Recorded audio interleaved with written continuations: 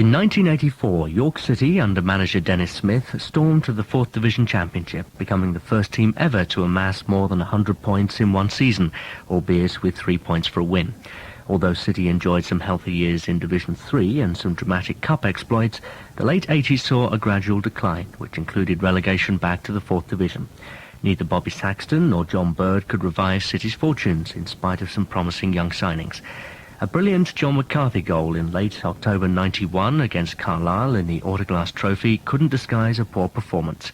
Midfielder Nigel Pepper poured his heart out. They weren't a good side, they weren't a good defensive side. I mean, we created plenty of chances, it just seemed final ball just weren't right, even though some were good balls going in, it weren't our night. I mean, anybody that's coming and watching us know some of the fans are getting on us back, but we're trying hard and we're creating a lot. We just need that little bit of luck that you've got to have, and it's got to come because we're not playing badly. I know I'm not saying we're playing well every week, but majority of the time we're playing well. We're all in it together and we're working hard for each other, and we feel we're a club that's got to come. Is it very hard when the crowd are getting on your back? Because there was the flurry of bookings round half time. You could see the players were desperate to try and get into the game and show they were giving the 100% the commitment. Well, it doesn't help. I mean, I've had crowds that rather than right. I mean, when it's not going well, wherever you're playing, they're all going to have a bit of a go. But I wish they could just see like that we're all put in this 100% in and that like. And like you said, there's a few tacklers going in. That's just frustration that it's not happening. And crowds getting on at you a bit, and you're just trying to show that you are trying to do it. And a couple of stupid bookings to be honest tonight. But that's how it is when you're trying to show a crowd that you are trying your hardest.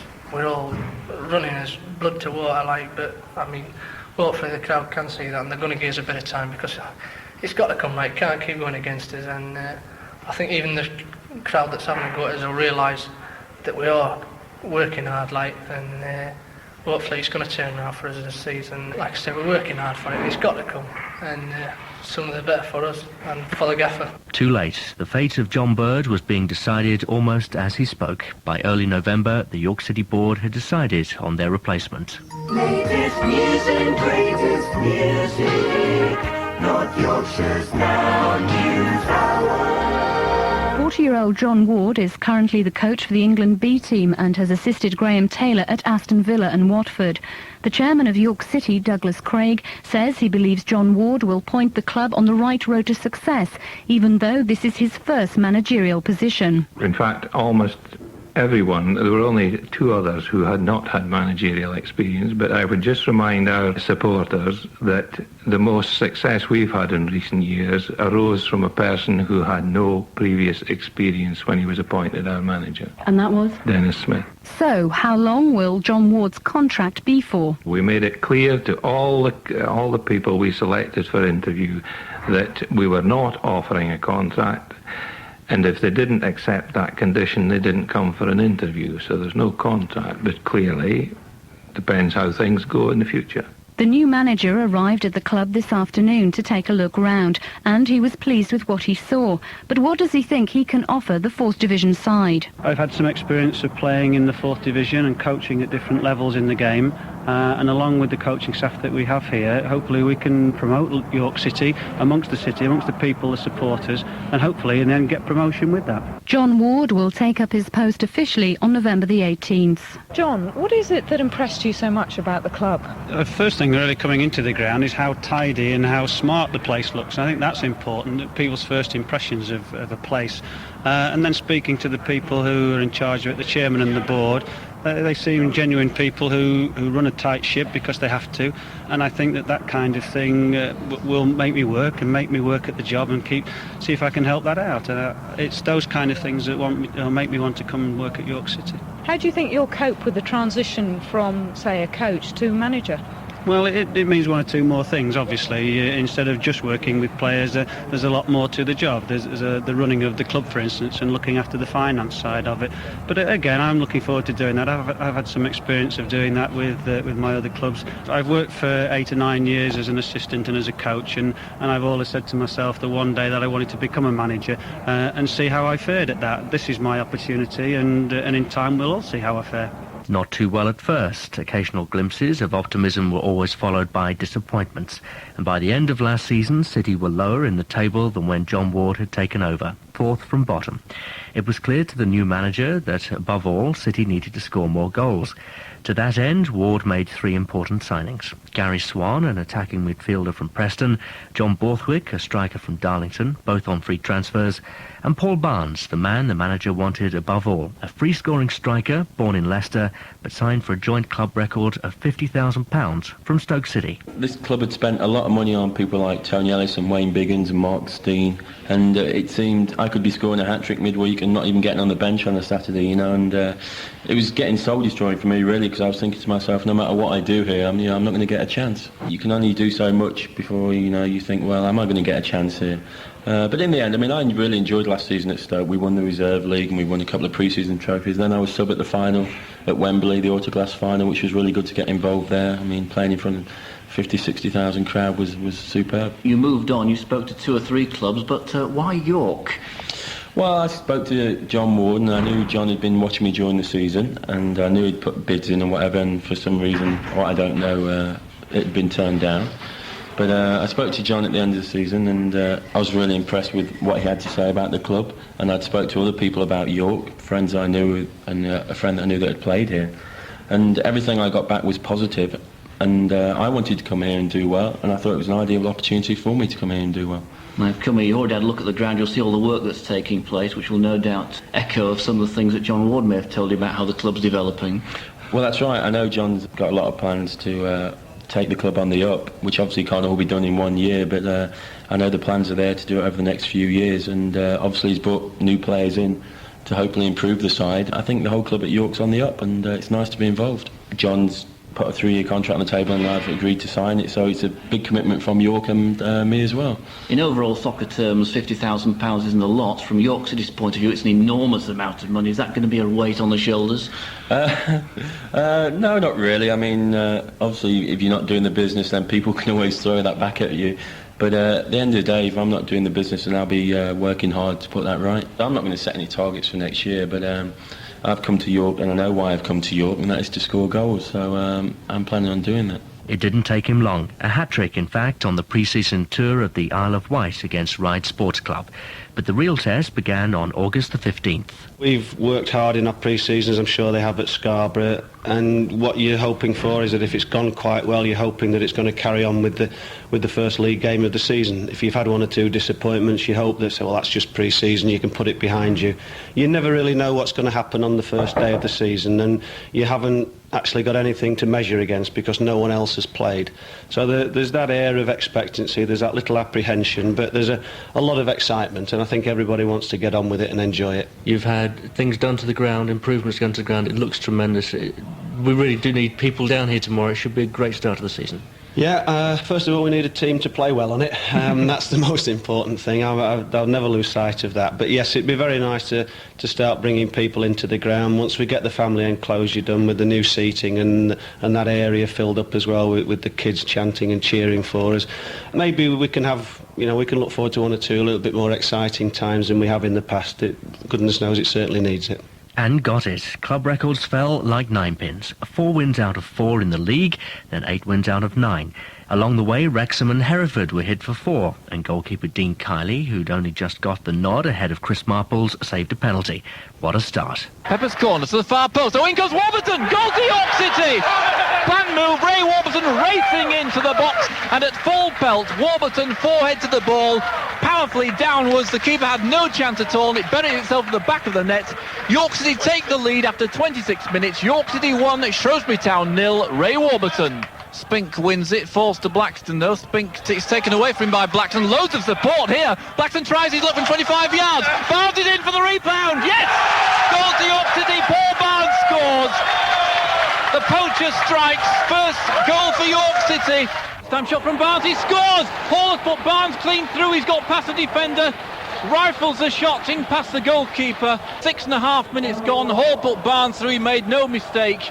Held off the defender, just lashed it in from just outside the area. Lincoln City 0, York City 1. The feedback I get is that people are now beginning to talk about the club. There's a bit more excitement around the city. They take a little bit of going. It's not an actual footballing city or a hotbed of football. So we know we have to work very hard to keep that interest and maintain that interest. But I think our performances so far have stimulated people and made them talk about the team and talk about the club. And we're well aware that we've got to work hard to keep that going. York City have a free kick on the far side now. They're 2-1 up. They want to go home happy. Radio Devon are ringing. They want to know whether they're still losing. They are. They have lost. It's 2-1 to York City. It's all over. The referee blows for time. York 4 wins out of 4. That is the greatest start in the club's history. If there are records, it's nice to break them, and when it gets close again to a club doing it, they'll compare themselves with our team, and our players will get that sort of mention that other teams have been getting. So it's nice to hold records within a club, but it's very nice to be in the position we are in the division at this stage, and that's what pleases me as much as anything. York City comfortably cruising now at 3-0. It's been a fantastic game, very exciting, and all credit to what Wrexham have provided for this game. And they might feel rather upset they're going to come away with so little. They've got a free kick, I suppose, but they still can't break down this York City defence. The experience of people like Paul Stancliffe, Gary Swan, John Borthwick and Paul Barnes to that extent coming into the club, and Paul Stancliffe getting over his injury problems and captaining the side. I think their experience and their they've seen it before, situations that know how to handle whether you're a goal up or a goal down, or how to win games or how to hang on to games.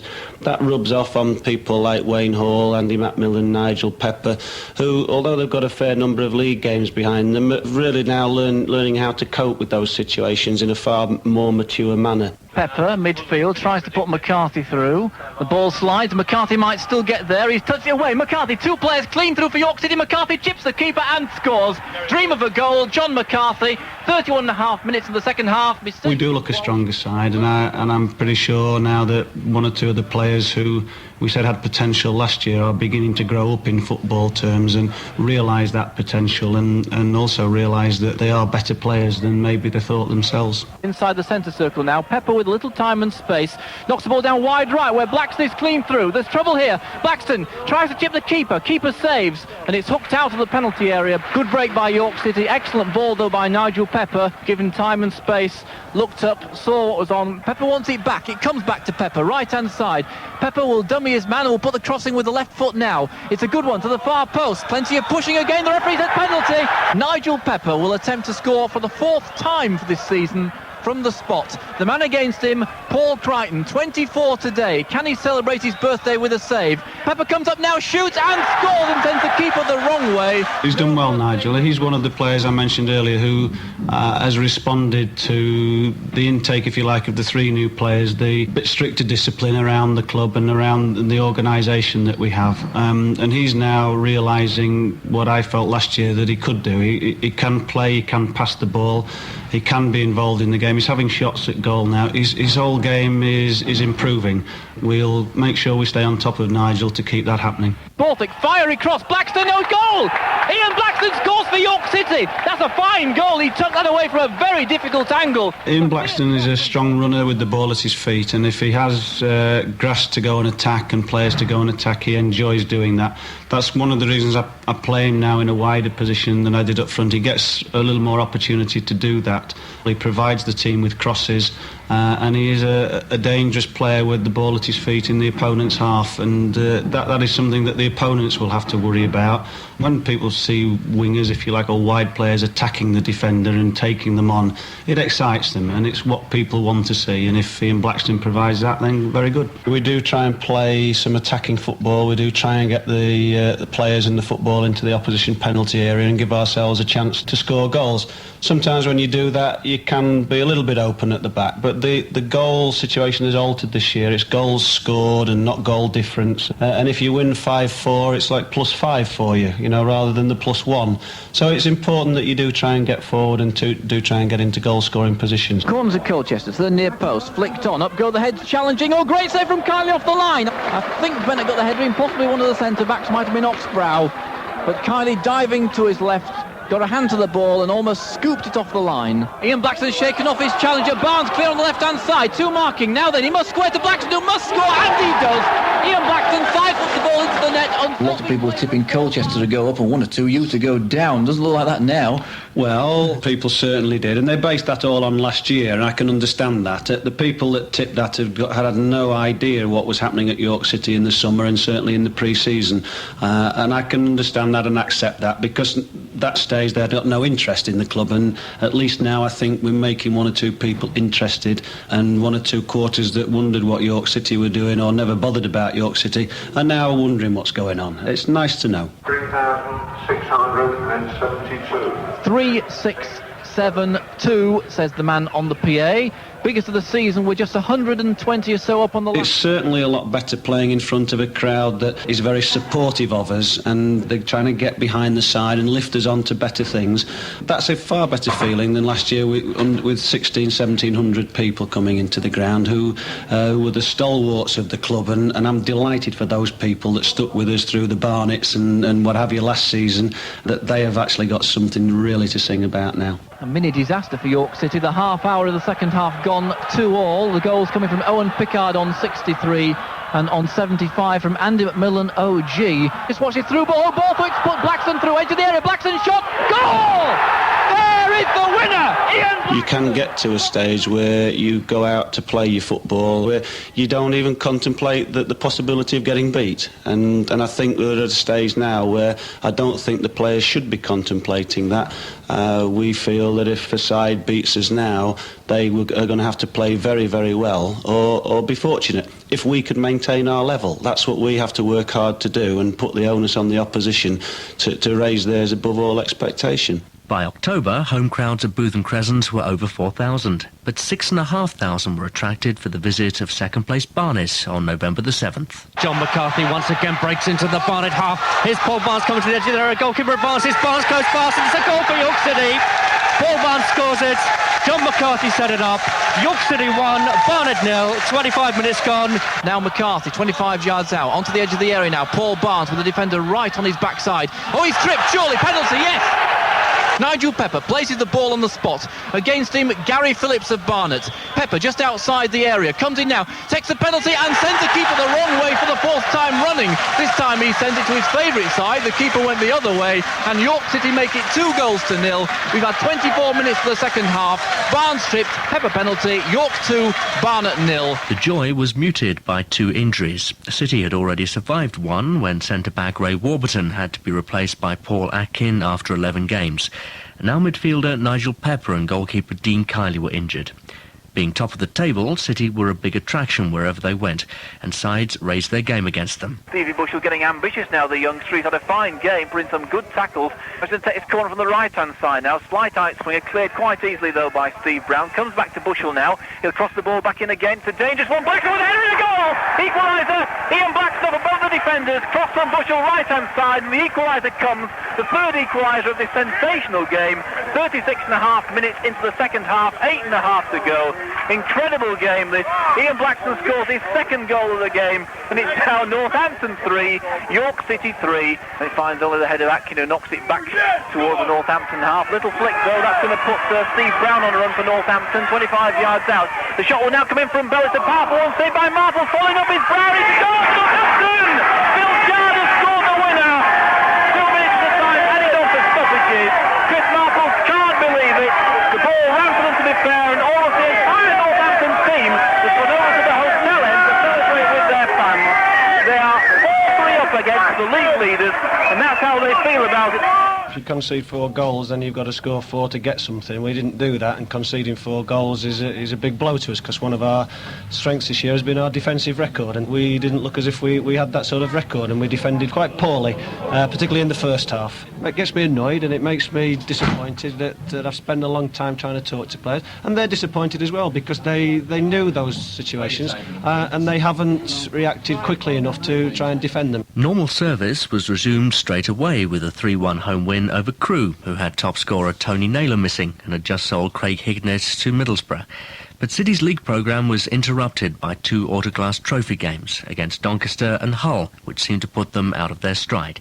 They lost top spot, then regained it curiously when they lost 4-2 at Scarborough, a worrying result that made what was to follow all the more remarkable. Cardiff City were the division's form team and the best supported in the division. 10,400 fans descended on Ninian Park on Boxing Day, with most expecting the fast-rising Welsh side to overwhelm the fading early-season leaders. Phil Stunt robs Wayne Hall, chance for Cardiff on the right-hand side. Stunt goes inside his man, shoots, and a fantastic goal again from Phil Stunt. It's all going wrong for York City now. Stunt cut inside his man, hits a left-footed shot across Dean Kiley. He may have got a hand to it, but couldn't keep it out. And it's a Boxing Day disaster for York City. 2 minutes before half-time, it's Cardiff City 3, York City 0. We've had York City hitting the bar, 3 goals for Cardiff City, and Nigel Pepper a missed penalty. Ward hits a long goal kick forward, and the half-time whistle goes, so half-time here, it's 3-0 for Cardiff City. And although it's 3-0 and the match might sound over, we've 1 or 2 memories to remind ourselves. Earlier on today, you'll probably remember a game at Hillsborough. A couple of clubs were playing there, Sheffield Wednesday and Manchester United, and Sheffield Wednesday, of course, was strolling it at 3-0 after around 20 minutes of the second half. It was all over. It wasn't worth doing commentary, was it? 3-3 the final score, and Man U might even have won it. It's a good break by Barnes here. Headed through from Gary Swan down the right-hand side. Opportunity now for Barnes, taking on the fullback, comes inside him, goes back to, tries the shot, off the post, must be a goal for York, it is! It's Ian Blackstone who's got the goal for York City. They've got one back, 6 minutes into the second half.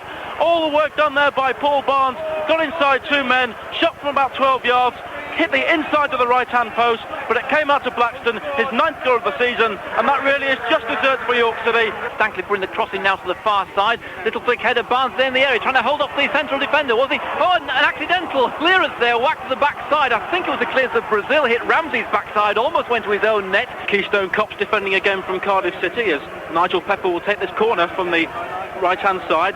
Hits a low one into the near post. Barnes has missed it. Confusion. Chance for Blackstone. And Blackstone scores another one. And York City are right back in the game now. Low corner from Pepper from the right-hand side. It was missed by the Cardiff defence. They couldn't get it away.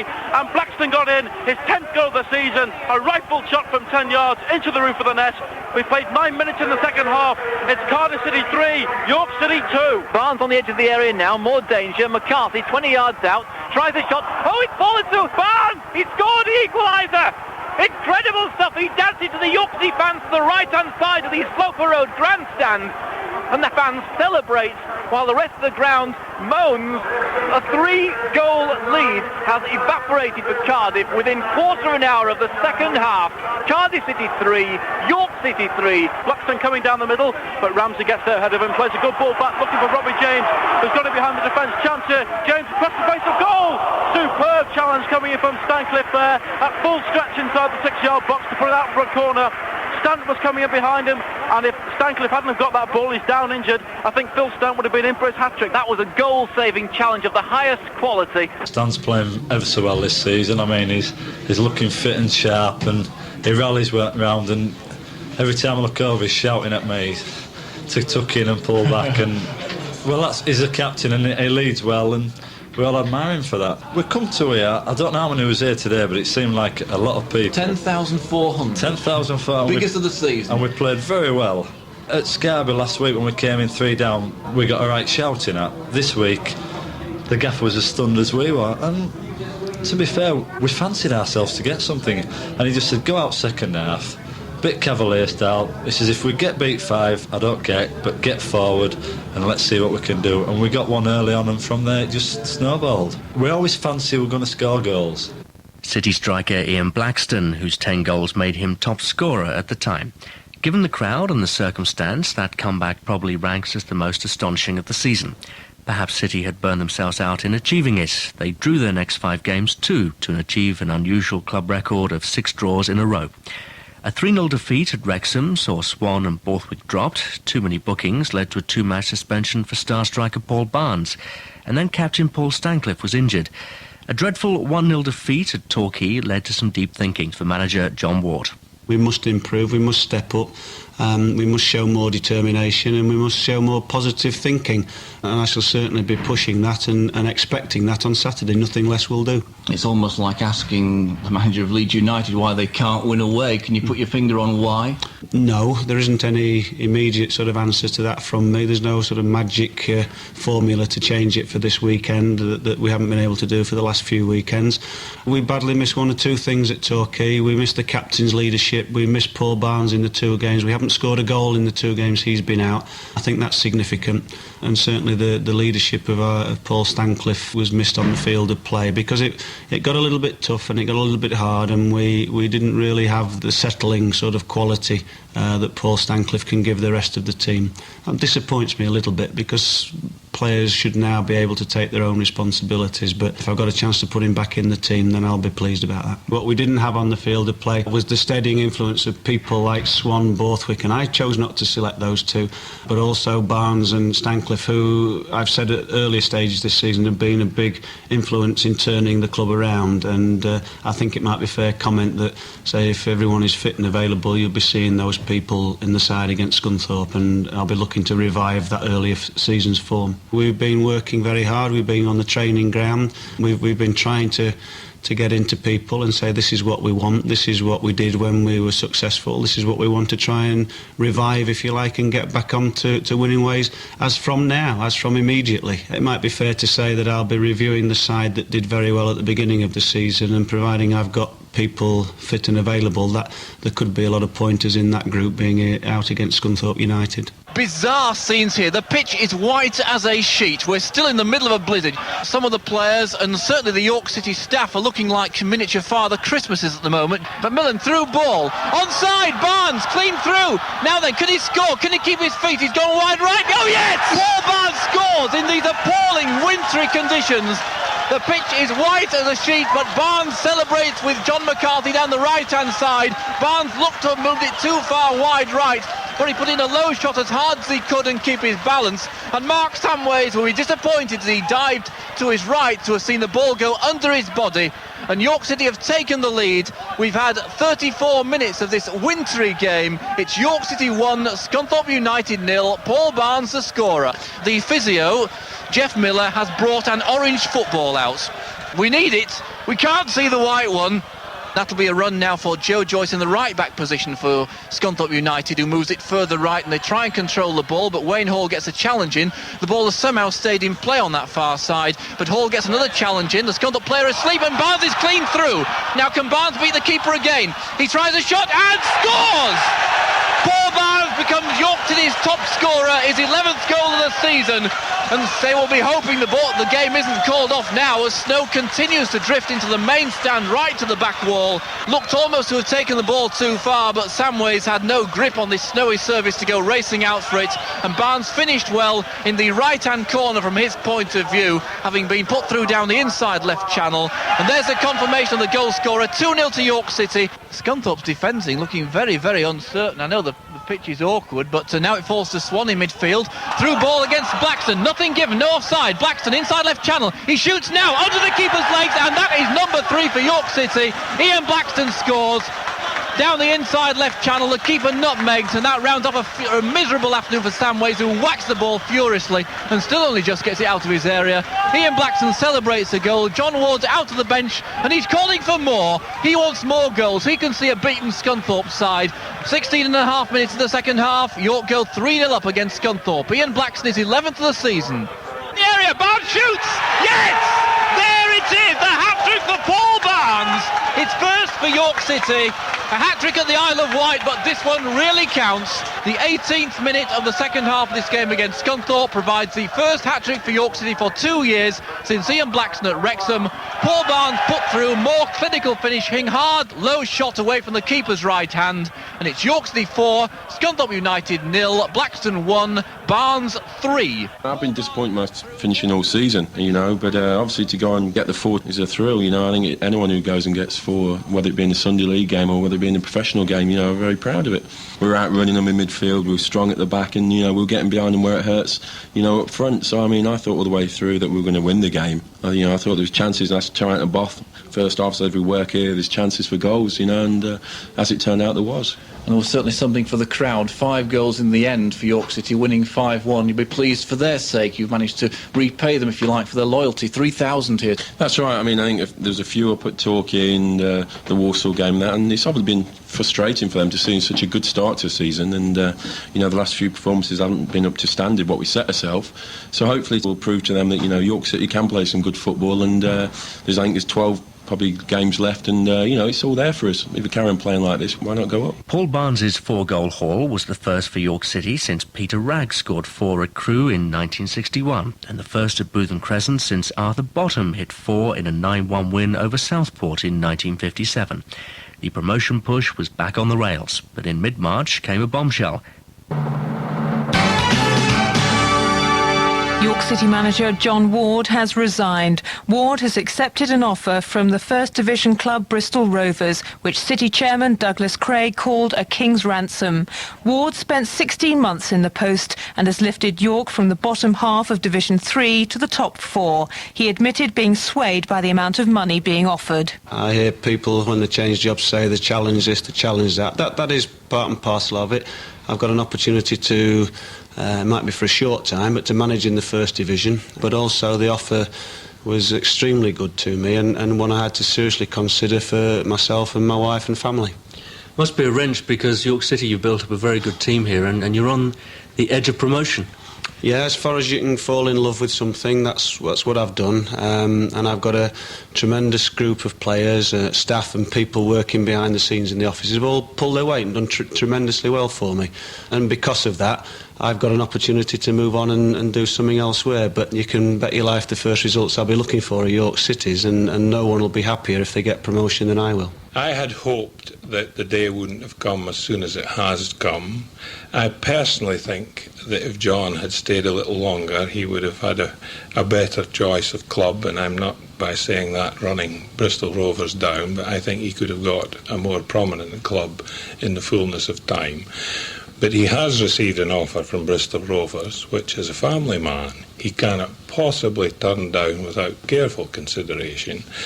He has given it careful consideration. I know for a fact that he has done this. And although I regret very much that he's going, and I'm sure I speak for everybody at York City and all the supporters as well, I can't say really that he goes with my blessing, but he certainly goes with my good wishes, because I have a tremendous respect for John. Apart from the respect I have from him, he's a personal friend. I've spoken to Alan. I've told him that he is in total charge of the team affairs until the end of the season, and hopefully, who knows what will develop after that. The chairman's had a word with me. He said in the event of John leaving, which obviously everybody knows he has done, that he'd like me to take over till the end of the season as a caretaker manager and take care of the last 10 or 11 games, hopefully to carry on the work that's been done throughout the season. The boys were told this morning, I think I've got the right response today. They know the situation, that it carries on. We want to stick together as a group of players, and myself. There's 10, 11 games to go, and it's entirely down to us what we want to achieve this season. I'm going to be judged on these 10 games or 11 games, obviously. But I'm willing to take that on because, like I say, it is my work, and I've been doing this all my life, really. I'll give it my best shot. If they didn't think I could do the job, they wouldn't have given me in the first place. New manager Alan Little, who'd served under John Bird at 2 clubs before John Ward, had as his first job to take his team to Barnet. The North London club were top of the table and unbeaten at home. York had just lost their mentor. A convincing win, if not a thrashing, looked likely. And so it turned out. The ball bobbles, McMillan hooks it into the penalty area. Should be an easy header though for David Barnett, who climbs well, but it's on the edge of the area now and it falls almost to Barnes, and oh dear me, some of the defending's all over the place, and it comes to Barnes, and Barnes has scored. Really dreadful defending there. Barnett kept kicking it all over the place, and by the law of averages it was eventually going to fall to somebody in front of goal, and that was Paul Barnes, and that's his 15th goal of the season, and it comes 8 minutes into this match. Amazing scoreline, Barnet 0, York City 1. Defensive errors of some kind of stage here. Blackson's clean through, not quite sure how that happened. Another error. Blackson shoots and scores! Blackson put York City 2-1 up. just 3 minutes before half-time. Horton controls the ball. McCarthy snapping at him again. Can he beat him? He's on the right-hand side. Oh, Horton sold himself terribly. Now, can he get the crossing? Now, McCarthy across. Oh, own goal. What a mix-up. Terrible own goal. And York City go 3-1 in the lead. No less than they deserve. And David Barnett has put the ball into his own net, denying Paul Barnes on the far post. Barnett had to do something. Ball down the right-hand side. Little flick by Horton. And McCarthy has got round them again. McCarthy for the first time crossing. Barnett, a left-hand ball. Oh, dear, oh, dear. Barnes has scored. And Barnett is having a nightmare. Chested that one down for Paul Barnes, 13 yards out. Thank you very much. Barnett 1, York City 4. The pass was short and cut out by Blackstone. There's trouble down the left now, and York have got 3 against 2. Blackstone breaking down left-hand side. Barnes is offside. It's not given, I'm sure he was. Barnes header. Barnes must finish and scores again. Another hat-trick away from home now for Paul Barnes. He goes across to his fans to celebrate. Canham celebrates with him, McCarthy celebrates with him, and Paul Barnes hits his second hat-trick of the season. It's been a marvellous day and a tremendous performance. We defended well at vital times. We had 1 or 2 breaks at vital times. But I mean, we've scored 5 goals, and I'm not trying to be flippant, but we created more chances as well. They worked tremendously hard. They played how we should be playing, and we've got the right result. Now comes the killer question, why? Why? Because they're good professionals, and because they've responded in the right way. I mean, I can only guide them, but there's lads in there with a lot of experience. They showed the worth. There's some good players out there. There's good players at York City, and if they want it badly enough, it's there for them if they want it. John's put the side together, but as I say, he's left now. We've got to get on, we've got to go on, and that's how the players have responded. They've got on with the job and they've done the job well. But as with Cardiff, the side seem to have burned themselves out. 2 defeats look set to become 3 as relegation threatened Northampton took an early lead at Bootham Crescent. Canham, the ball deflects and goes in! And York have had a break of luck at last, having suffered through so many cruel deflections in recent weeks. Tony Canham hits a weak shot. He kept it down 16 minutes into the second half. He took a deflection. The keeper had it covered all the way, and it drifted in, scraping the paint off the left-hand post. York come out with the ball on the halfway line now. Paul Barnes chests the ball down, avoids Angus. McCarthy, now then, he looked offside. Did Blackstone, now can he lob the keeper? And Blackstone nutmegs him, and it goes in! Ian Blackstone scored for York City. He looked miles offside, but nothing was given, and York celebrate in front of the old Chippo. The ball bounced up kindly for Blackstone to lob the keeper. Instead, he nutmegs him. Did he go for that? Who cares? 9 minutes to go. Barnes the halfway line. He could almost have lobbed the keeper, but taking his time. And in fact, the final whistle has gone. We can hardly hear it for the din. York City have won 2 goals, both of which had an element of fortune about them. When they needed their luck most, it came. 3 priceless points. York City 2, Northampton Town 1. And suddenly there was hope. City had 6 games left, with the agonising prospect of sitting out the last 2 Saturdays to see whether or not they'd win automatic promotion. To do that, they'd have to finish in the top 3. Cardiff, Barnet and Wrexham were all on form, and City's season ended 2 weeks before everyone else's. This was because the league computer had given them a blank Saturday for their last game, and a game the previous Saturday against Maidstone, who'd gone out of business after the fixtures had been compiled. Every game now was win or bust, starting with a long Friday night trip to Gillingham on the day of a national rail strike. Barnes on the left, 2, 3 in support now. Barnes taking his man on into the area. He's beaten Butler. Cross comes in, saved by the keeper. Comes to McCarthy, who scores. There's number 4 for York City. John McCarthy, 7 or 8 yards out. The keeper wasn't sure which way to go as York pressed. York need those goals because it could come to that in the end for promotion. Number of goals scored. And the referee blows the final whistle here. A fine victory by York City. You can't really ask for too much under the circumstances, winning by 4 goals to 1. McCarthy right-hand side now, gets outside the fullback, needs to come back in field, inside the penalty area. McCarthy shooting chance, drives it across, could go anywhere, comes to Barnes again, Barnes must score, and Barnes is equalised! Paul Barnes is there, his 20th goal of the season. He runs behind the goal to celebrate. A real scramble there. McCarthy made the initial break into the penalty area. His shot took a deflection. It came to Canham. Canham squirted it across the 6-yard box. It came to Barnes 6 yards out, and Barnes buried it with the right foot past Chris Marples. It's the York City supporters who are celebrating now. 49 minutes, Chesterfield 1, York City 1. Free kick to York City, 29 minutes into the game. Pepper over the ball, something planned here. Big wall with 2 York City players in it. And Pepper standing over the ball. He might knock it to Blackstone. He does. Blackstone left-footed drive. Goal! What a Wonderful goal by Ian Blackson. Little touch by Nigel Pepper, just rolled it a foot or so to the left-hand side. Blackson drove it with the left foot hard and low. The keeper, unsighted by the wall, dived too late. It got under him just inside the right-hand post. And Ian Blackson makes it 2-0 as we reach the half hour. The referee blows the final whistle and it's a fine victory for York City. 3-0 up for much of the second half. Cardiff's goal a consolation. The crowd 6,568, the biggest of the season by around 140, 6-4-2-5 against Barnet, and they've seen York beat Cardiff City, the third division leaders, before this afternoon by 3-1. Corner on the right-hand side for York City. Indeed, so many times York have scored, 3, 4, even 5 goals in the last couple of months ago. What they'd give just for one of those goals this time. Corner on the right, Atkin with the header, somebody behind, I think Blackson took it off him. Stancliffe, shot, save, Bracey, didn't go quite come out. McCarthy will try the shot into the goal. It's gone in! Good as save that hole! I think it might have been a backheel from Barnes. He's framing it, he's going to the York City fans to my left. And Paul Barnes has scored for York City just 3 minutes, 20 seconds from the end of this game.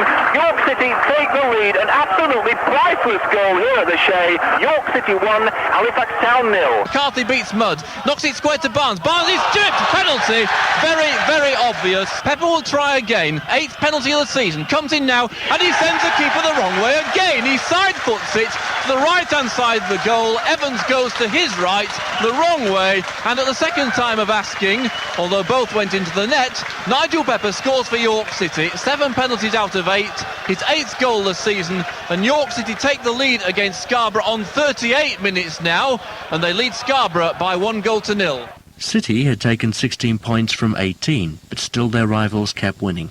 Wrexham had come a cropper in front of a huge home crowd to Cardiff, and if York were to go straight up, it would be at Wrexham's expense, but only if City could win their last match of the season at Rochdale.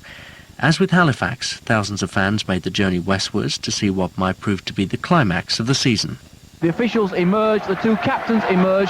Sean Reid, captain for the day. Note, a tactical move by Dave Sutton, I'm sure, to gee up the lads who have only pride to play for. Sean Reid goes across the Sandy Lane stand to my left and applauds his home fans. We all know about Sean at York. To my right, in all red, Paul Stancliffe leading his team out in front of their sets of fans around 2 sides of the ground. It will seem like a home game on foreign territory, a strange state of affairs. Paul Stancliffe puts the ball down 15 yards inside his own half, inside right channel. Right-footed drive to the edge of the area, aims for Blackson, up go the heads. Might come to us, Canham! Oh, saved by Rose! It might have been on target, a diving header from 8 yards from Tony Canham. Canham slightly impeded by Thackeray as he tries to beat him, but not sufficient for the referee to give a kick, and now Flounders breaks down the right-hand side for Rochdale. Moves the ball to the right-hand side, there's a free header there, and a goal to Rochdale, the far post, and John Bowden has scored for Rochdale, coming at the far post, 8 yards out. Good cross from Andy Flounders, who is congratulated by Trevor Snowden from the right-hand side, and Bowden wasn't picked up, and York paid dearly. We're 4 minutes into the second half, and York City go down. You can see some real disappointment on some of the York faces now as they lose that goal. Rochdale 1, York City 0, John Bowden the scorer. York have a free kick a few inches from the byline and only a yard or so from the right-hand side, the penalty area. Wayne Hall will take it. It'll be an in-swinger. Borthwick's on the far post with Atkins, so there's the powerful forces coming up. It's cleared, though, even more powerfully by Steve Doll. Forster McCarthy might try and lob the keeper. Rose dives. Atkins will score. Oh, he's over the bar. Oh, what a terrible miss. Atkins holds his head up and runs back. Maybe it fell to the wrong player. Atkin, to be fair, had to knock the ball over him. If he'd hit it hard and low, the keeper would probably have saved. Rose saved the shot from McCarthy to start with, but fumbled it. And Atkin, the centre-back, who'd come up for the dangerous free kick, got his right foot to it and managed to knock the ball over the keeper successfully, but also cleared the bar from no more than about 6 yards out. Wayne Hall knocks it towards Blackstone, 30 yards out. Tackled by one, and Blackstone takes a lunge at Thackeray. And there's an altercation now going on with Paul Butler, and Blackstone will be booked for that. Andy Thackeray, the Huddersfield-born lad, retrieves himself, and just an impetuous lunge by Blackstone, not as serious as the home fans would make out. So Ian Blackstone goes to the book now. The bookings mount up. 23 minutes of the second half, 2 Rochdale, 1 York, although one of the Rochdales is ex-York. Blackstone not looking too happy, and he'll be in big trouble with his mother when he gets home again. The crowd just arriving, 3,920, and I would imagine at least half of those York fans. The ball way up in the air inside the York City half. Up go the heads. Canham leaping high. Blackson flicks it onto Barnes. Danger now. Barnes v Reeves. Now can he get a shot on goal? Barnes shoots and it's out of the ground. Oh dear, it's in the trees in front of Sandy Lane. The ball drops from one branch to the other, descending slowly. Wonderful opportunity. Barnes, his reliable right foot, has earned him 2 hat-tricks this season. Finds only the treetops this time at Rochdale. And York City's season in the Football League, playoff not included, ends a very disappointing end as far as they're concerned, losing by 1-0 at Rochdale. A day of disappointment, I'm afraid, Alan. Just couldn't pull it off at the end. No, we've had a terrific run, haven't we, of 7 games, and people were expecting us to go here today and probably steamroll Rochdale, but they set the stall out and they played very well on the day. They played very quick and they didn't let us settle, and they were putting good corners in and they put us under a wee bit of pressure. But on the break again, we always looked likely to get something, but it wasn't to be. In the second half they got a goal from nothing and really were pushing the game from then on. That's football. If it happened 5 or 6 games ago, nobody would probably worried about this game, would they? But it's happened today and we've got to accept it. But we've got a lot to be pleased about and a lot to be proud about. It looks like we're going to get a playoff place if Wrexham win one of the last 2 games. But we're a proud club and the players are going to be proud of what they've achieved this season, and we've got another crack at it. We've got another chance to do something. We've come a long way in a short time. Now the lucky thing is that our season's not over. There's a lot of teams underneath us to be willing to be where we were. And now we've got 2 playoff games. And if we produce it there, we've got a chance to go to Wembley and doing it.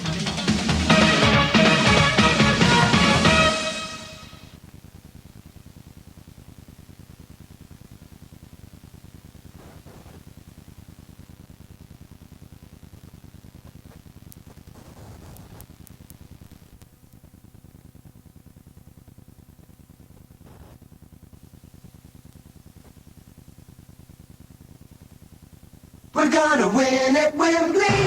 And so it's here at last, the biggest day in York City's history. Welcome to Wembley for a very special edition of North Yorkshire Sports. I'm Alistair Yeomans, and in the next 4 hours, myself and the BBC Sports team will bring you the colour, drama, excitement and hopefully triumph of York's 3rd Division promotion playoff final with Crewe Alexandra.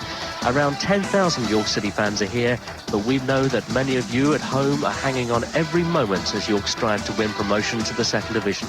It's winner-take-all this afternoon, just like it was on that magical evening when York beat Bury to earn their ticket here. 14 minutes the second half gone. Will we ever see a goal? Barnes trying to turn his man, turning one way, going outside him. He's got a little bit away from Hughes. He's gone very wide though. Hughes is following him. Barnes will try and take him on again. Determined man. He's made some room for the cross. Oh, that's one! Oh, yes! Gary's won! His first goal for the club! And what a time to score it! In the second leg of this promotion playoff, a header for the left-hand post, point-blank range. Even Gary Kelly couldn't keep that one out. And the York City fans celebrate. Gary Swan over the far side. He scored for the reserves. He's had so much bad luck trying to score for the first team, but denied by the woodwork, by brilliant saves, and at long, long last, Paul Barnes, goal provider, near post, Gary Swan, perfect header, and the keeper had no hope, and at last, the deadlock is broken. We're now 15 minutes into the second half. It's York City 1, Bury 0. But let's make no mistake, this afternoon's game will be difficult. Crewe Alexandra put 9 goals past Walsall in the playoff semi-finals, and manager Dario Gradi has come here only for one thing, to win. I hope it's a carnival day for the fans, but it isn't for us. For us, it's the last league game, and it's the most important one, because if we win it, the reward's definite. You know, it's not next week and the week after. We're there, and we would love to play in the High League next year. We'll be joined at half-time by former York manager John Ward, and Nigel Adley will bring you the reactions of the players the minute the game is finished, live from the tunnel. I'm here in the commentary box with Barry Parker, Radio York's highly respected York City reporter, who has followed the club every step of the way this season. We're gonna win at Wembley. All the sports news. Alistair Yeomans. Absolutely, let's hope we do win at Wembley. Welcome along to North Yorkshire Sports. This is the best day I can ever remember on a football pitch, certainly. The band is out, balloons are everywhere, the Crewe fans are to my left, the York City fans to my right, and the sun has blessed Wembley, or at least at the moment, and 2:30 is the kick-off time, and we're really looking forward to it. I'm currently standing just behind the Crewe Alexandra goal at the tunnel end at Wembley, and the first thing to say this afternoon is that it's tremendously hot at pitch level. A pitch thermometer is just in front of me, it's measuring 78 degrees, so that might be a problem, particularly if the game goes to extra time. Now then, when Alan Little leads out York City from the tunnel at Wembley this afternoon, it'll be the first half of a unique double for the Little family, as brother Brian will manage Leicester City in the First Division playoff final on Monday. Rachel Ward suggested to Alan Little that they were the first two brothers to visit Wembley as managers in the same year. Yeah, I think we are. As a pair of brothers going, I think it's absolutely unique. Now, we've seen Rory Underwood's mother going mad at Twickenham. The family going to be there on Saturday? Yeah, my parents will be there Saturday and Monday, but they're quite reserved and they're quite laid back, and I'm sure they won't get involved in anything like that. But I think they'll enjoy the day, both days obviously, and obviously they're looking for two sons to get promoted. I'm going to take it all in, but I know at the end of it I must get a win, because if we don't win, for me the season's been wasted. So it's going to be a vital game for us. We're going to enjoy the day, but we're going there to win. All right, Alan Little's going to have a great day today, and let's hear now from the 13 York City players on whose shoulders the club's promotional hopes rest this afternoon here at Wembley.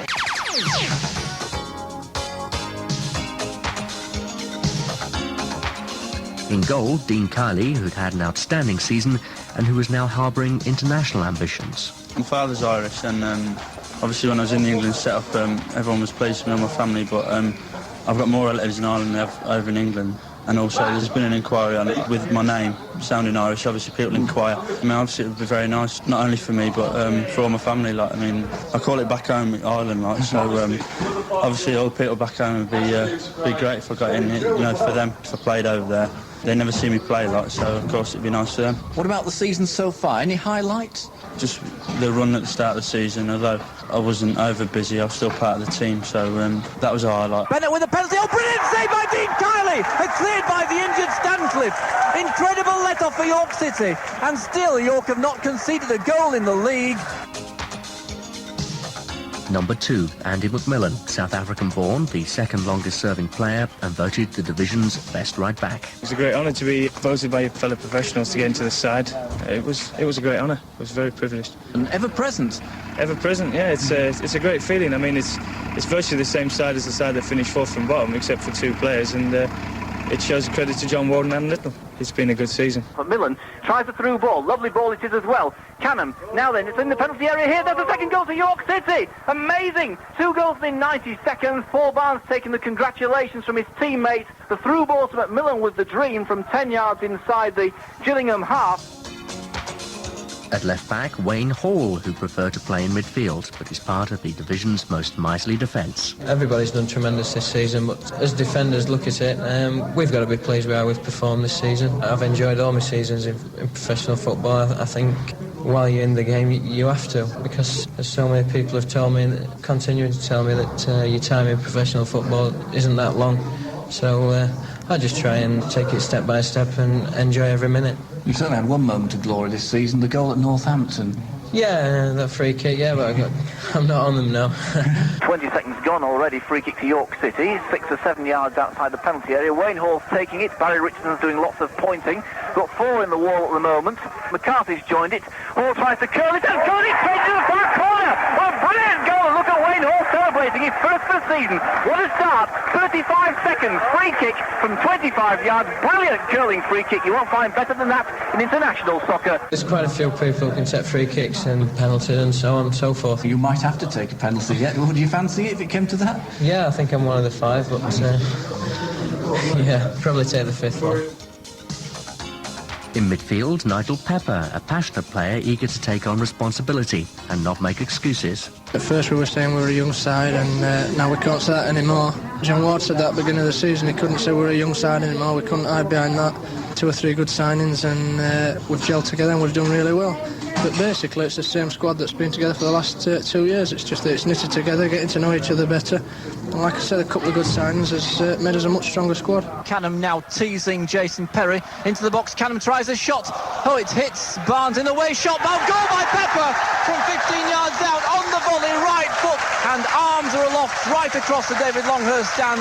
Nigel Pepper makes it 3-0. What's your highlight been of this season so far? Definitely, after the Borough game that we just want to get to Wembley. I mean, to come out into the director's box then again after the match and the fans singing and shouting was fantastic. I mean, I went through it at Rotherham when I'd not played many games, and I didn't play enough games to win the medal.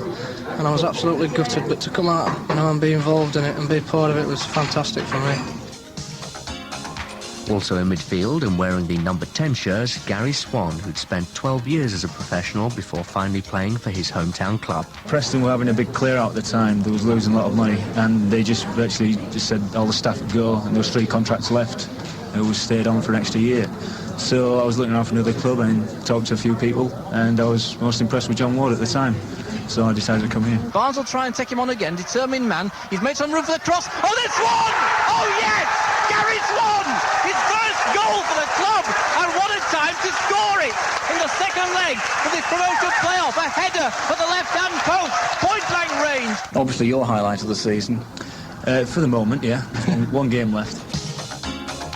Substitute centre-back Steve Tuttle from Haxby in York, a former player of the season. It's nice to be part of a squad that's doing ever so well. I'd rather be playing mind. Not so bad if you're involved and you're on the subs bench, but when you're in the stand, you don't like to watch your game when you're not involved. Man of the match very early on, weren't you? Yeah, I think that was probably the first game I come back against Chesterfield. Morris, left-hand side, taking on Tuttle.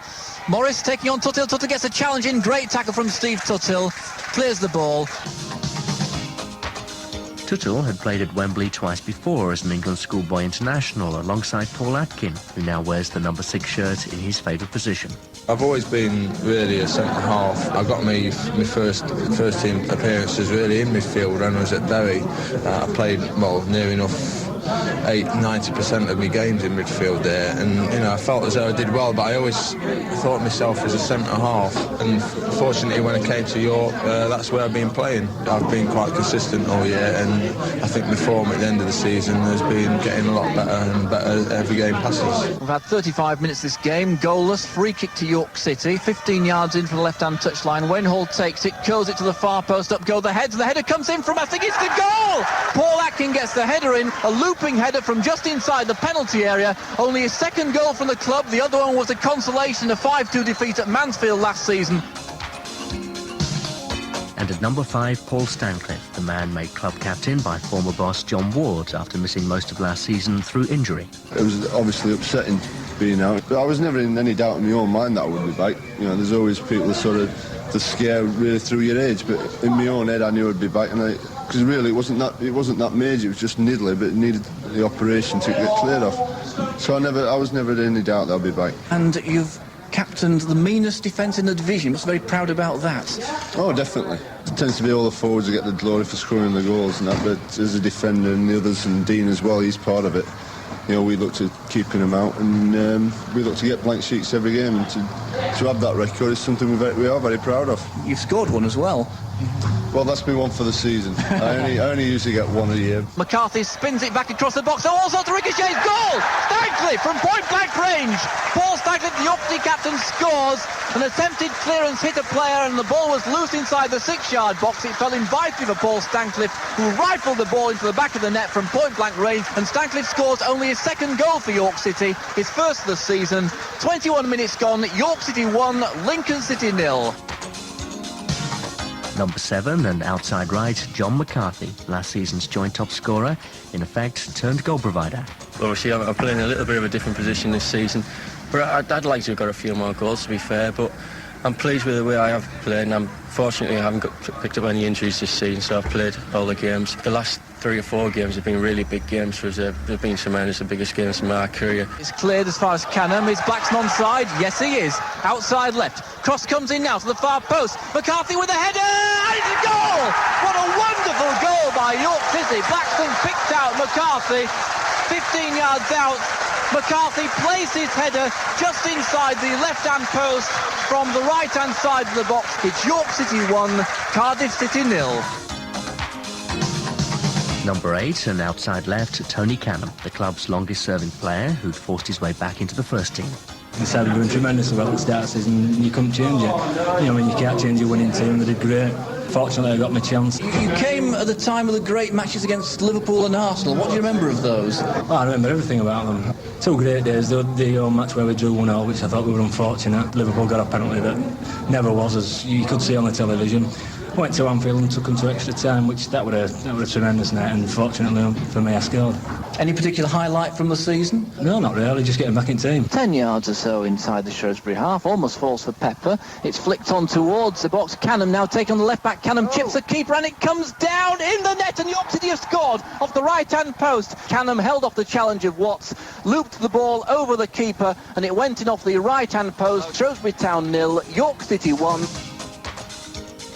Canham's form and a reshuffle up front meant only a place on the bench for central striker and early season hero John Borthwick. Played the first 30-odd games, I got a few goals, and then I think it was the Barnet game. I was made sub, and then I've just been sub ever since, but I enjoyed it, yeah. Like I always say, as long as you're winning, yeah, the team's going to be very happy, and I'm happy, yeah. The Wrexham goal, the first, and John McCarthy put it in. I think it was my first goal. That probably stands out the most. McCarthy hooks the ball into the box towards Borthwick. It's a great header from Borthwick. Oh, brilliant! What a wonderful goal from John Borthwick. He put so much hard work into this York City side, an unsung hero. Powerful header, challenged by the defender, looping over the keeper, who had no chance at all, and the players raced to congratulate him, and rightly so. And that leaves the two top scorers. With 16 goals, Ian Blackstone, a former player with both Harrogate clubs who didn't turn pro until he was 26. I've got a get well. Best wishes card from both Town and Railway. They always keep an eye out for me. When I have a chance to go watch them play. So yeah, we follow each other. Must have been a tough decision for you, because you jacked in a decent job as well to go pro. Well, hopefully it'll be there when I finish.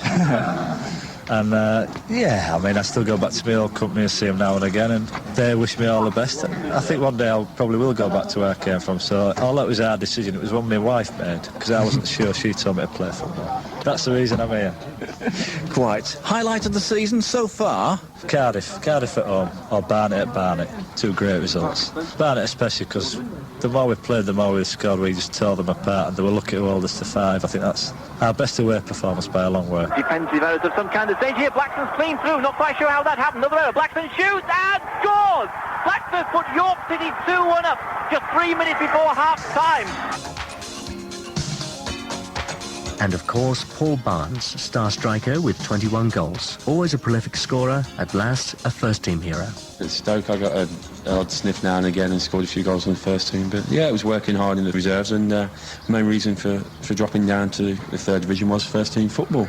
And I think, I fully justified my decision by coming to York, by getting the games under my belt and scoring some goals, and I'm really enjoying the season. What's your highlight of the season then so far? I don't know. I think there's been so many ups during this season. Look at Barnet away, a hat-trick, and Scunthorpe at home scoring 4. Conditions were blizzard, and I think we're playing with an orange ball and everything. So yeah, that's one I'll always remember. The area, Barnes shoots! Yes! There it is, the hat-trick for Paul Barnes! It's first for York City. So it's my pleasure to present you with the orange match ball. Thank you very much. I think I'll give it to my little nephew. He'll enjoy playing with it. And so at around 10-1 on Saturday, the York City team coach arrived in the Wembley tunnel.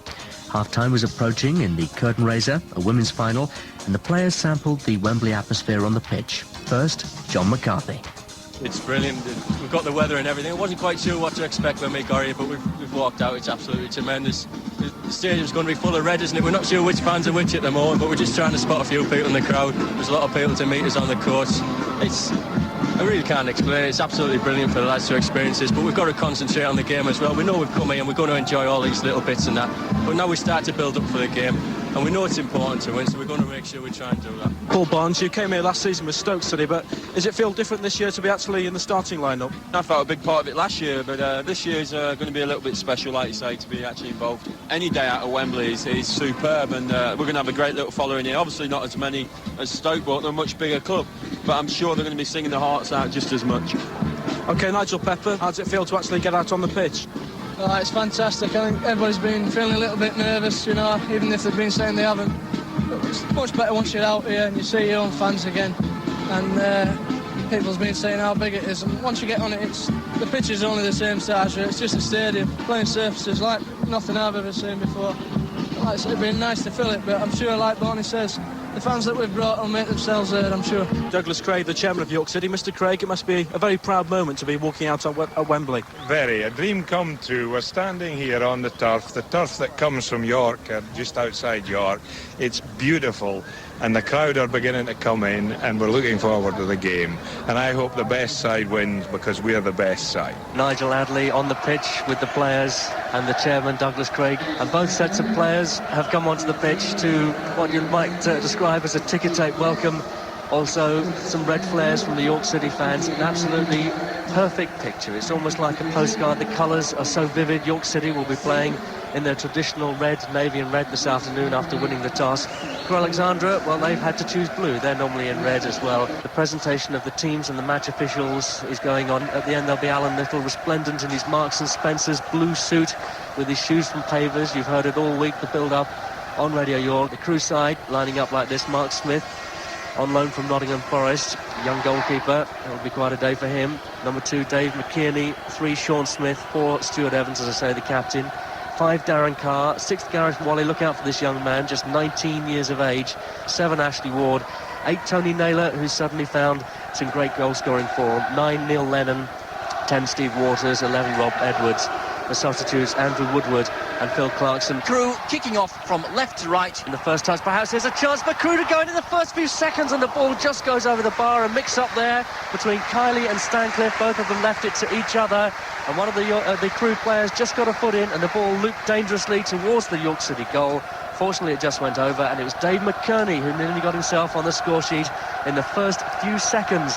Canham trying to dummy the defender, trying to get round the back, gets a good cross on the far post. Keeper should gather that one cleanly, collides with Blackstone, but another good piece of handling from Mark Smith. You can hear the applause from around the ground, and if the Crewe player was limping a little, he's made 3 good catches, and the referee's coming over to have a look at the keeper. Well, I think it's an injury he picked up in the first or second minute of the game when he went up for a high cross and had a challenge with Stuart Evans, his own centre-half. The physiotherapist has come on for Crewe Alexandra. He's trying to bend the leg, and Mark Smith doesn't seem to be liking that at the moment. There's a few shakes of heads from the Crewe Alexandra players as they take a bottle of water at the moment. A very hot day, as we said. The magic spray is coming out, and I think Mark Smith will be asked to run it off. Obviously, it's a terrible blow to lose your goalkeeper so early in a Wembley final, but I think Mark Smith is going to carry on. Yes, he's up on his feet again. McCarthy might take advantage of the space on the right, through ball, catches the player, which was Stuart Evans. McCarthy gets another chance, gets a cross, and he'll get a crossing now. There's Barnes, it comes behind Barnes, goes on a Crewe player, a clearance off one Crewe player, hit another one, it went off his back and went over the bar. Chaos in the Crewe defence. McCarthy and Blackstone certainly seem to have the beating of the Crewe players down the flanks. Gareth Wally, who's been detailed to pick up McCarthy down the right-hand side, has kept drifting in field, and the Darren Carr, the centre-half, has had to go out there, and McCarthy certainly's got the beating of him, and he's having a field day. There was absolute farce when Darren Carr hit the ball against Stuart Evans' backside, and the ball just looped over the crossbar. So at the moment, York City on top. We just need a goal. Interesting that Paul Stancliffe is taking his place in the tackle. Lachlan Cannon's got the beating now of the full-back on the left-hand side. He'll take him on once again, but inside the area. Cannon gets a shot. Oh, it's in the bar again! And so often Cannon has hit the woodwork this season. He's not had the best of luck. He hit the top of the bar, bounced on the pitch on the right-hand side of goal, and then spun out of play. Great effort. Tony Cannon making space for the shot with the right foot. It was actually a defensive mistake, a crossed ball across the field there that Cannon picked up, and Crewe close to panicking, I would suggest. Now Swan's broken now the left-hand side, put through I think by Barnes. Swan tries a shot, the keeper tips it over the bar, does he? The referee going to give a goal kick, he is, so the keeper didn't get a touch. Sean Smith was given a right telling off there by Stuart Evans, the captain, after Gary Swan was allowed in down the York City left-hand side. And at the moment, York City could drive a bus down either flank because Crewe just aren't picking up their men. I think Dario Gradi seems to have set up a man-marking scheme, judging by the way the team's lined up, but the players are just drifting in and out of position as they want to at the minute. It's a transport. Ashley Ward of Crewe goes inside the defender there, Atkin. It's Ashley Ward still going, but what a marvellous tackle by Paul Stancliffe. Came in very, very cleanly indeed. Captain courageous once again. Showed all his experience over the years just to read that perfectly. They used to say that Bobby Moore used to do that. Barnes trying to get away from his man, right-hand side the area. Barnes gets a cross in, and he's just missed the left-hand post and goes out of play for a goal kick. Just a few moments ago, again, too much football by Crewe. 10 yards inside their own half. Blackstone cut the ball out. A simple pass, and if he just got the ball behind the defender, Barnes would have been clean through, inside right channel, and odds on a goal. And it's still a York City 0, Crewe Alexandra 0, and that is the half-time score. York City 0, Crewe Alexandra 0, with some thoughts on the first half. Alistair Yeomans. It belonged to York City. They had, in my view, 70% of the first half. They looked good going forward in defence. They're very, very good indeed. And Crewe seem to be panicking themselves in defence. Just round the track with Dario Gradi. Dario Gradi doesn't look a very happy man at the moment. He's shaking his head and pointing at one of his defenders as he goes down the tunnel. So I think an interesting half-time prospect in the Crewe Alexandra dressing room. And here's a familiar face. Nice to see him. John Ward, the former York City manager, has just joined us. Now then, what did you think of that in the first half? I think they've done extremely well. The first half an hour, there was only one side in it, and we just needed to get the goal, didn't we? I thought there was a lot of possession, a lot of pressure from them. Used Macmillan well out on the right-hand side, who had room to play. Didn't quite get the goal, and lucky with Cannon's effort that hit the bar. And then I think in the last 15 minutes, Nail has dropped a little bit deeper at times for Crewe and just caused one or two little problems, little threats in terms of trying to thread the ball through the back four. But I think we've defended well as well. You're enjoying it, John? I'm enjoying it tremendously. I look at this group of players and think of my association with them and see people like Paul Atkin, who's improved beyond sort of belief, if you like, in the last 12 months, and Macmillan looking a far more complete player. I'm very pleased with what I've seen from these lads.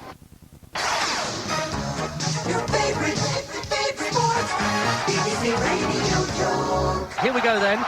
The second half of the third division promotion playoff final is getting underway. York City in red, navy and red will be kicking from left to right. Good tackle by Wayne Hall. He tries to get Blackstone free. Blackstone goes past his man here. Blackstone on the edge of the area, shoots, and it's well saved. Mark Smith, a difficult one as well because it bounced just in front of him, but what a lovely ball that was from Wayne Hall. Now Blackstone breaks down the left-hand touchline. He'll take on the defender in the way, who's Darren Carr, number 5. Crosses the ball now, trying to find Barnes, who will get there first, though it's gone over his head. He's on the right-hand side, Barnes, trying to turn. He's got support from McCarthy, uses it. McCarthy, first touch, side-footed, square.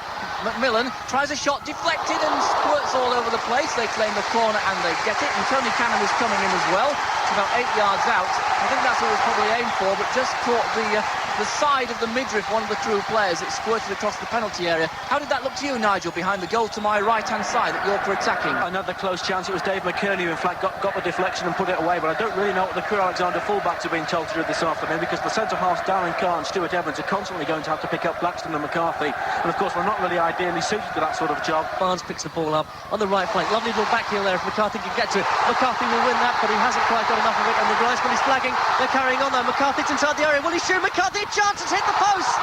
Hit the post! And Crewe escape again. Well, he's such a battler, McCarthy. The player onside him was bigger and would look stronger, but McCarthy still fought his way past him. The linesman was flagging rightly as the defender tried to haul him back, but McCarthy, so strong, got away from him. Very, very good advantage played by referee Alan Gunn from Sussex, in spite of the linesman flagging, because McCarthy was clean through, went all the way into the 6-yard box from an awkward angle. Barnes was screaming for the ball on the edge of the 6-yard box. McCarthy looked across at him and just nicked in a little shot. It seemed destined for the back of the net. I was up on my feet, the ball hit the post, and you have to say, if York lose this game, it'll be an absolute travesty. Challenge from Pepper in midfield. It's going to be picked up by Cannon. Cannon goes past his man. Cannon is going to still with the ball, and surely he's fouled. It's going to be a free kick to York City. Well, perfect evidence, if you wanted any, that York City's midfield are having a marvellous day. Swans had a good one, and Pepper, what a tenacious tackle that was, setting away Cannon, one of the oldest men in the team, but he is relishing Barry Parker every second of this final. He's relishing every second of this whole trip, going right back to last night, going up and down the coach with a camcorder and interviewing his own teammates, much to their mirth and amusement. Free kick to York City, 10 yards away from the penalty area, inside left channel. The kick is driven into the goal and drifts inches wide. He got all the way through a cluster of about 12 players and didn't go too far wide. It is still Crewe 0, York City 0. But here's the corner again from McKerney for Crewe, again short. But York City have got it away this time, but only as far as Steve Walters, who crossed it again. Lots of bodies in there. Atkin getting up, going towards the end. That's Evans there. York have to clear it. Bodies all over the place. Danger. Kylie must come. A chance for Crewe. It's in. The referee has not given it. He saw offside, I think. Barry, how did you see that one? I think it's offside. The referee's very well positioned, and we're going to have to give credit to the organisation of the York City defence there. Maybe we're a little biased. Tony Naylor will be very upset, but we've seen before in this match how they pushed out as one, even when the ball so much as reached the edge of the area, and out they came. The ball was bobbling around very awkwardly, but they got out just enough. No stray players on the goal line, and that organisation of defence has saved York City a goal. York have this corner from the left. Canham will take the corner. Stancliffe in the box. That's going towards number 6, Atkin, just over his head. My goodness gracious me. But here's McCarthy keeping up the pressure. Marvellous game this, and it's deflected. The goalkeeper misses it, and in the end, it is scrambled away by Crewe, but only as far there as the number 8, Canham. Canham crosses it again. That's going to go behind. Is it the goalkeeper? Almost puts it in his own net. Goodness gracious me, Mark Smith just managed to push the ball round the post. I think York City had claims for a penalty there. The ball certainly seemed to hit the hand of Sean Smith as the ball went across, but really the goalkeeper misjudged that. And we have a substitution for Crewe Alexandra. We will see Andrew Woodward coming on for Rob Edwards. 22,416 here at Wembley. 30 minutes, exactly a half hour now into the second half. Crewe trying to probe and trying to get the ball through the York City defence. So few teams who've been putting the pressure on York City this season. Remember, they're coming up to, I'm just having a look at my watch now, they have now exceeded 500 minutes of football, during which York have conceded 1 solitary goal. Crewe, a free scoring attack, the highest scoring team in the division. Woodward on the edge of the area, right hand side, passed the ball inside again there to Wally by the looks of it, and it's going to be Stancliffe. He beats Stancliffe for pace this time, a chance again, ricochet, and in the end it was a corner. Highly vital save, Barry. It cannoned against his body, and Stancliffe made amends there, really. He was just turned slightly, I thought. Yes, he was. He got the shot in on the right-hand side, and Kylie, very good position, hardly had to move to make the save. Long stoppage for Barnes' injury, 3 minutes of time added on for stoppages, still goalless. Crewe trying to work their way into a position where they get the crossing, and they do. Diving header from Paul Atkins, spectacular. Swan helps the clearance on, but not terribly far. 10 yards up, 10 yards forwards, but that's all. And Crewe are robbed by McCarthy. Danger here, Barnes is wide left, 2 against 1. Can he put the ball in, or will he go himself? McCarthy taking on the defender outside the box. McCarthy cuts inside, cuts back again. McCarthy shoots over the bar! Oh dear. After such a long and mazy run, John McCarthy had to go for goal from there, no more than 10 yards out. He holds his head, can't believe it. Glory was beckoning. He hit the right-hand post a while ago after another run, and the referee has blown the final whistle. Well, who was it? Was it Gordon Smith in the 1983 FA Cup final when I think it was somebody said Smith must score for Brighton to beat Manchester United, and that was a similar chance for McCarthy, then a magnificent run into the penalty area, and I think the ball just bobbled as he tried to have the shot, and good to see at the moment the York City supporters really getting behind the side. Dean Kiley just walking to the goal, which has the York City fans behind him, just telling him to keep on cheering, keep geeing the team up, and I think extra time now, and the sort of reception that York City are getting, it's going to be almost like an extra player, and let's hope it is in this first period of extra time. McCarthy now, another mazy run, right-hand side from little 1-2 with Barnes in the box now. Can he shoot on the right foot? Cuts to Blackstone. Oh, it's saved by the keeper. An instinctive save by goalkeeper Mark Smith, who just hoped he got his positioning right. And Blackstone with the left foot, the outside the left foot, finding only the chest of the goalkeeper on the left-hand side of the box. And once again, York goes so close. Now that's 4 or 5 clear-cut chances now. A tremendous save there by the young goalkeeper in the Crewe Alexandra goal, because Blackstone, it came to him and he tried to blast it into the net, when perhaps if he'd have placed it inside the near post, the goalkeeper might not have had the chance to come across, but he hit it and it thumped into the chest of Mark Smith, and he had a private celebration. The ball was cleared, and I think he deserved to. Now then, Barnes nutmegs himself and accidentally beats the first man. If he'd got past the second, there was real trouble with Blackstone in support. Didn't. McMillan ball forward. Barnes has moved to the right-hand side, drifted away from his man, cuts inside. Danger, 20 yards out. Through ball, Swan! Oh, he's done it again!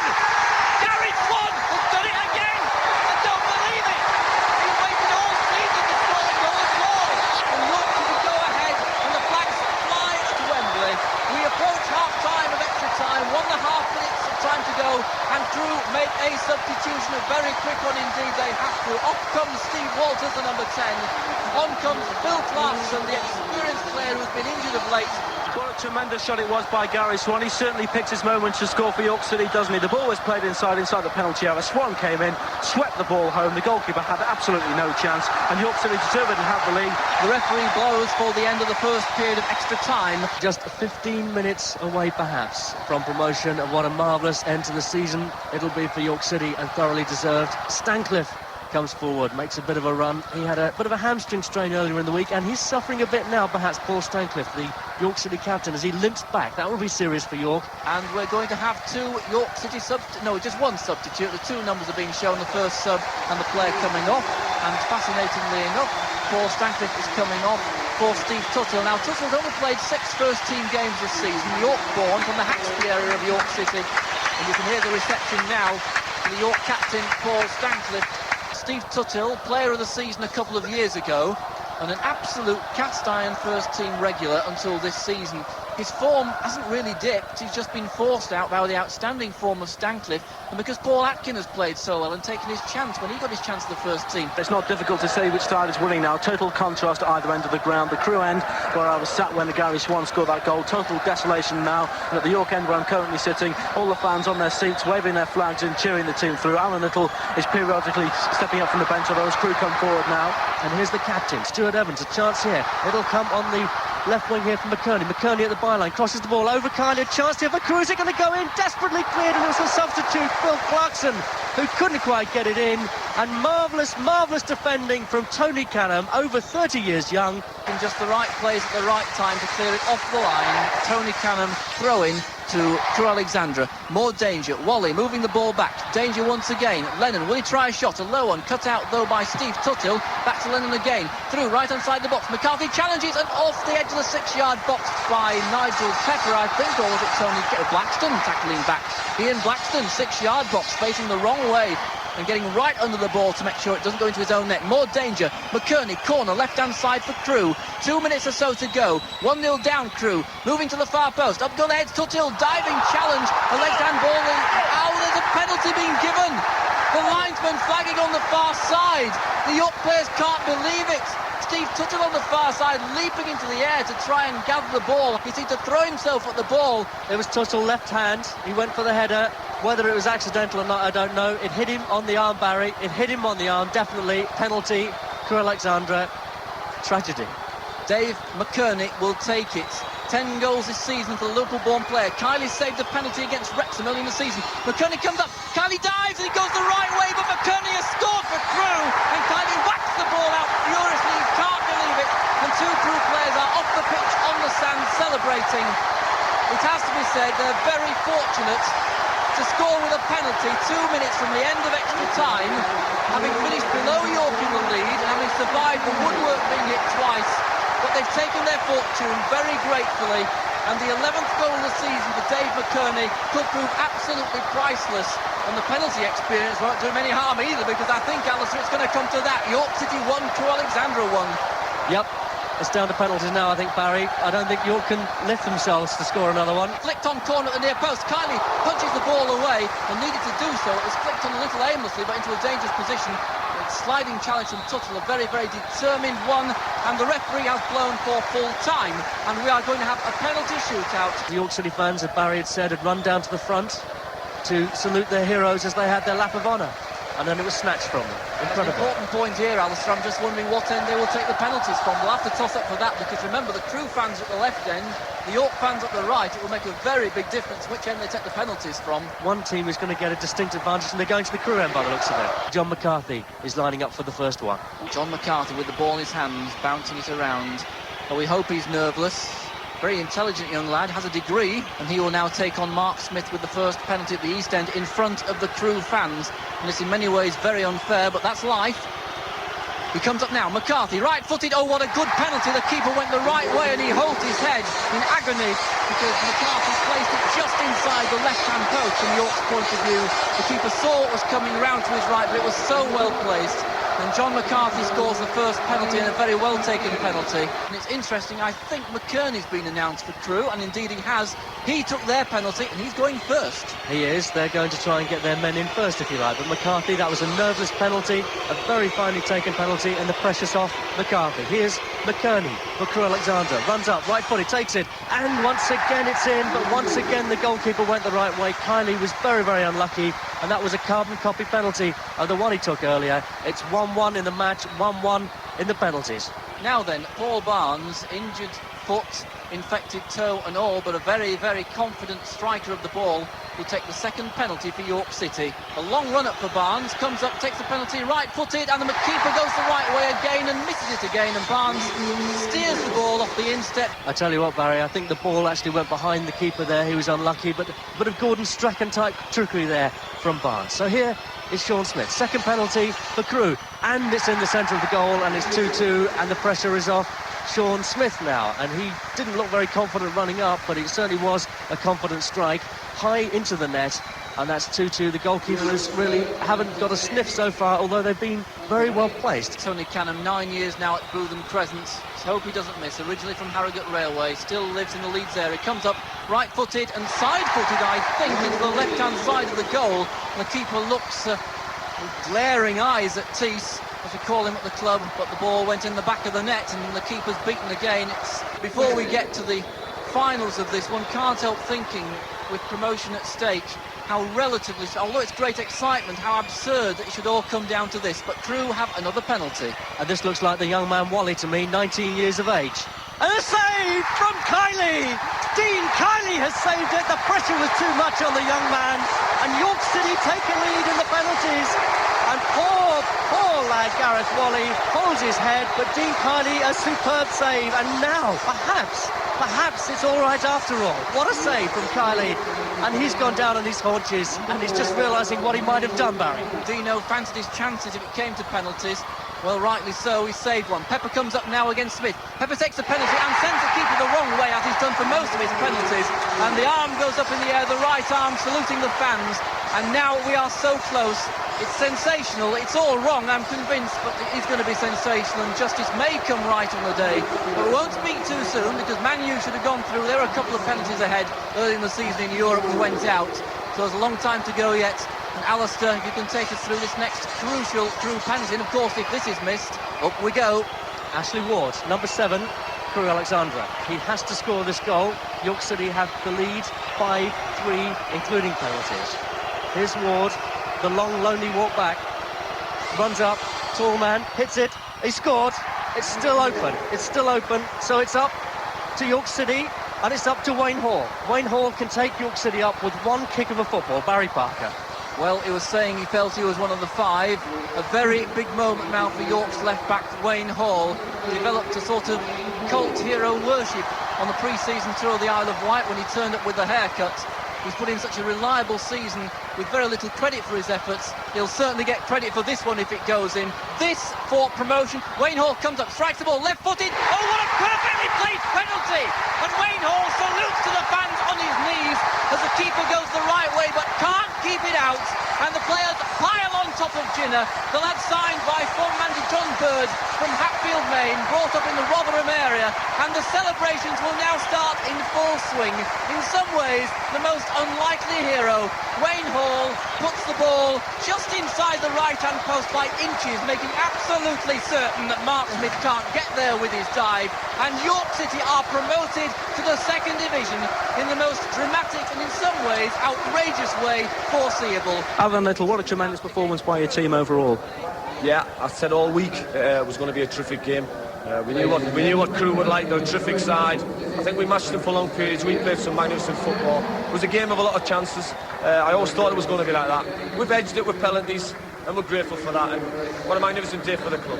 But in a sense, you won it once and almost had to win it again. Yeah, I mean, we got a good goal and we gave one away 2 minutes to go in extra time.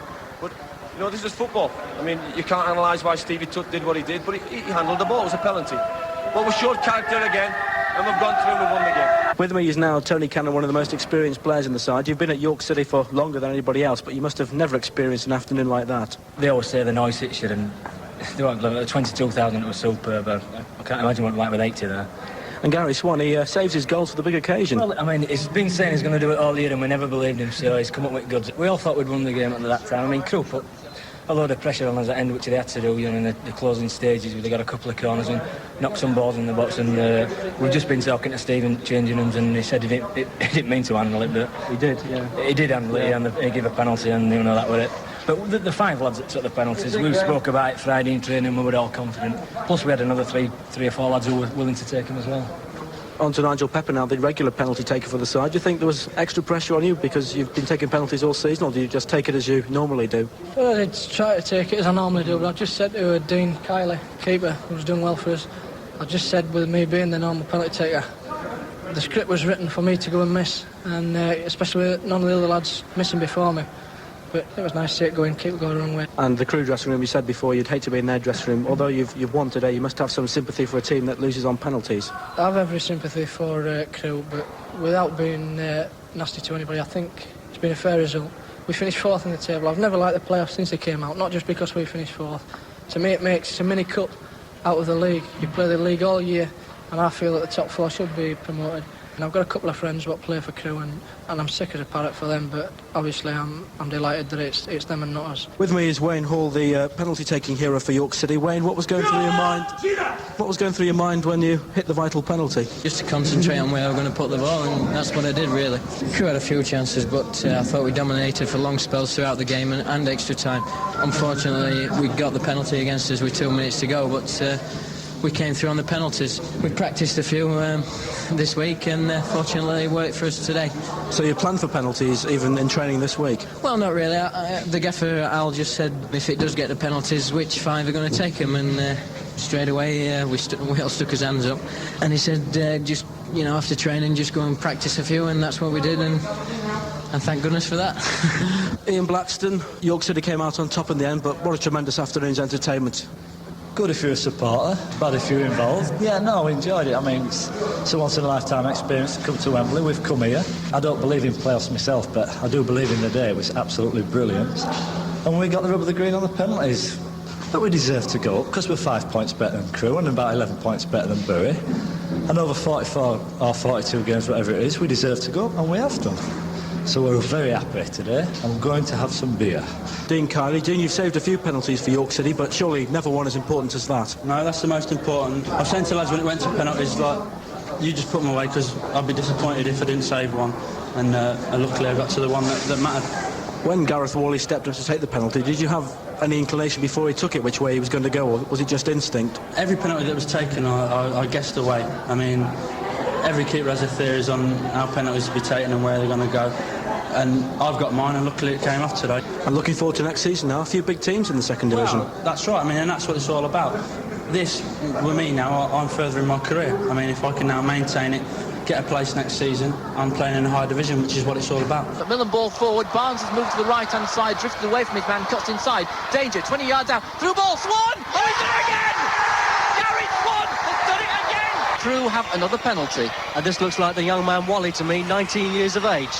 And a save from Kiley. Dean Kiley has saved it. The pressure was too much on the young man. This for promotion. Wayne Hall comes up, strikes the ball, left-footed. Oh, what a perfectly placed penalty!